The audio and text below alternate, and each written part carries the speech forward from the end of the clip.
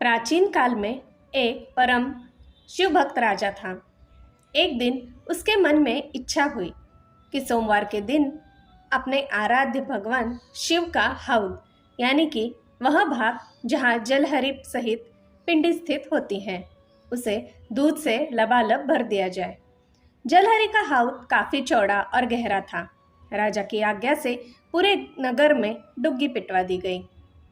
सोमवार के दिन सारे ग्वाले शहर का पूरा दूध लेकर शंकर जी के मंदिर आ जाए। भगवान का हौद भरना है। जो इसका उल्लंघन करेगा वह कठोर दंड का भागी होगा। राजा की आज्ञा सुनकर सारे ग्वाले बहुत परेशान हुए। किसी ने भी अपने बच्चे को दूध नहीं पिलाया और न ही गाय के बछड़ों को दूध पीने दिया। दूध मुहे बच्चे भूख से व्याकुल होने लगे। सभी ग्वाले सारा दूध इकट्ठा कर मंदिर पहुंचे और भगवान शंकर के हौद में दूध छोड़ दिया। किंतु आश्चर्य, इतने दूध से भी हौद पूरा न भर सका। यह देखकर राजा बड़े चिंता में पड़ गया। तभी एक बुढ़िया एक लुटिया भर दूध लेकर आई और बड़े भक्ति भाव से भगवान पर दूध चढ़ाते हुए बोली, शहर भर के दूध के आगे मेरी लुटिया भर दूध की क्या बिसात।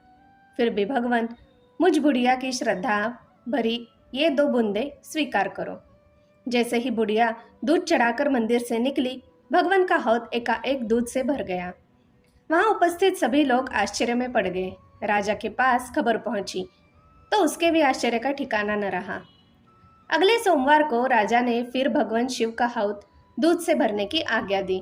पूरे नगर का दूध भगवान शंकर के हौद में छोड़ा गया, परंतु फिर से हौद खाली रह गया। पहले की तरह बुढ़िया आई और उसने अपनी लुटिया का दूध हौद में छोड़ा और हौद भर गया। राजकर्मचारियों ने जाकर राजा को सारा वृत्तांत सुनाया। राजा के आश्चर्य का ठिकाना न रहा। उसने स्वयं वहां उपस्थित रहकर इस घटना के रहस्य का पता लगाने का निश्चय किया। तीसरे सोमवार को राजा की उपस्थिति में नगर भर का दूध भगवान के हौद में डाला गया, पर हौद खाली रहा। इसी बीच वहां बुढ़िया आई और उसके लुटिया भर दूध चढ़ाते ही हौद दूध से भर गया।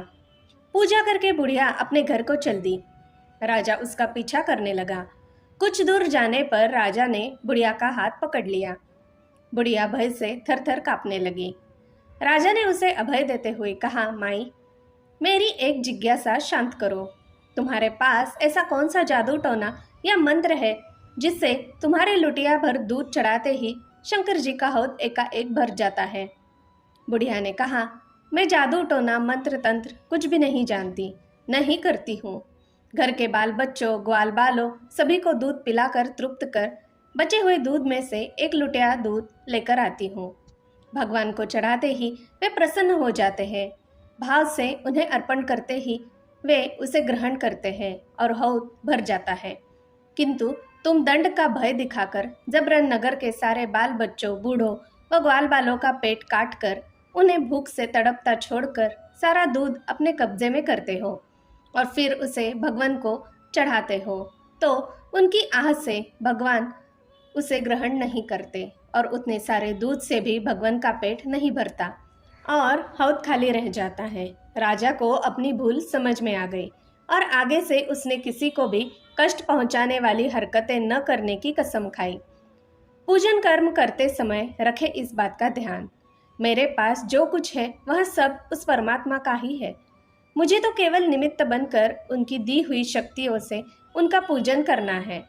इस भाव से जो कुछ किया जाए वह सब का सब परमात्मा का पूजन हो जाता है। इसके विपरीत मनुष्य जिन वस्तुओं को अपना मानकर भगवान का पूजन करता है वे अपवित्र भावना के कारण पूजन से वंचित रह जाती है।